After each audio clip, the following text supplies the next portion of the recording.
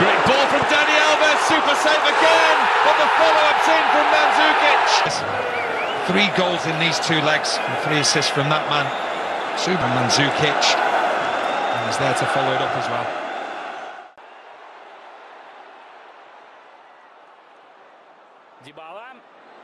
Дибала, пауза, Монако садится в оборону, уже все сюда прибежали, поэтому сходу ничего не получится. Дани Алвес, подача, Манджукич, да что ж такое, 1-0, без шансов.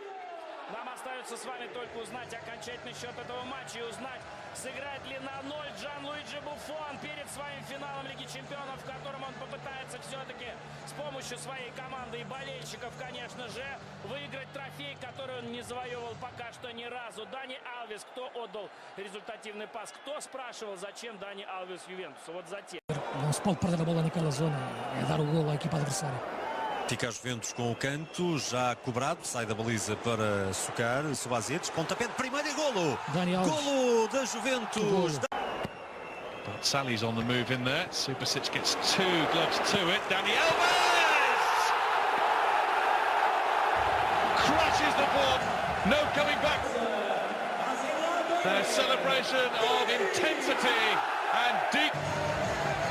And they'll have goal tonight. That was really Alves versus Monaco. What? I'll tell you what for that as well. What a strike. Eyes was heading towards him. But Sally's on the move in there. Supersic gets 2 gloves to it. Dani Alves! La portería, sino sabiendo muy bien cómo ocupar ese espacio. Betón. Esperamos primero la jugada. Va a meter el centro. ¡Gol, gol, gol, gol, gol, gol, gol, gol, gol, gol, gol, gol! Mbappé, lo decíamos, gol del Mónaco.